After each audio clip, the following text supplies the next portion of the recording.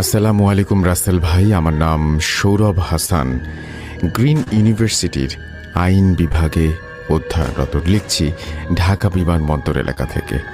বিশেষ কারণে স্টুডিওতে আসা সম্ভব না, তাই আমার ঘটনাটা পড়ে শোনালে খুশি হব। ঘটনার আগের কিছু কথা বলে নিই। এবারের রোজার ঈদে গ্রামের বাড়ি রাজবাড়ি গিয়েছিলাম পরিবারের সবার সঙ্গে ঈদ করতে।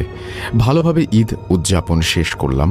ঈদের ঠিক একদিন পর অর্থাৎ 5 মে সকাল 8টায় আমার ছোট চাচা প্রাইভেট কারে অ্যাক্সিডেন্ট করেন। ঘটনাটি চলন বিলকে নিয়ে।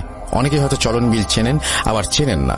এটা একটা বিশাল বিল যেটা সিরাজগঞ্জের তারাস থেকে শুরু করে পুরো নাটোর জেলা জুড়ে বিস্তৃত। আর এখানে বছরের বর্ষা মৌসুমে পানিতে থই থই করে, আর যখন খরা মৌসুমে পানি শুকিয়ে যায় তখন প্রচুর ধান হয়।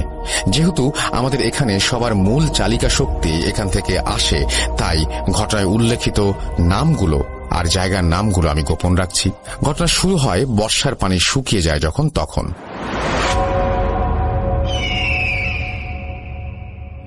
সবাই আজকের ঘটনা আমার ছোট খালামণি ও তার বান্ধবীর সাথে ঘটে যাওয়া। আমার খালামণির নাম কলি, এটা ছদ্মনাম। তার বয়স তখন বড়জোর 10 কি 11 বছর।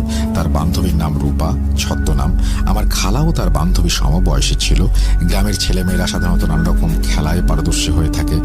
বিকেলবেলা বড়িচ্চু, গোল্লাছুট, কানামাছি, বরফ পানি, সন্ধ্যা হলেই পলাপলি, আরও না জানি কত খেলা।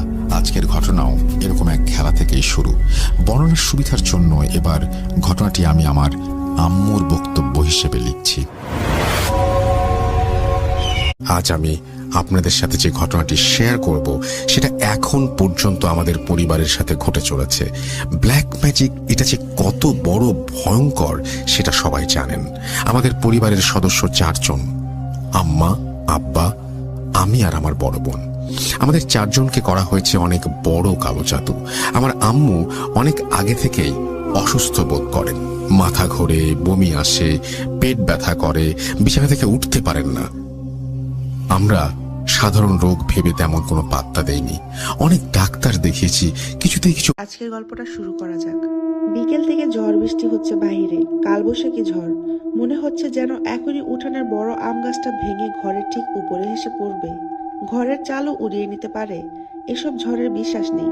কদিন আগে বাড়ি শুদ্ধ নতুন টিন লাগানো হয়েছে, এখন যদি চাল উড়ে যায় হবেটা কি, ভাবছেন জাহানারা বেগম।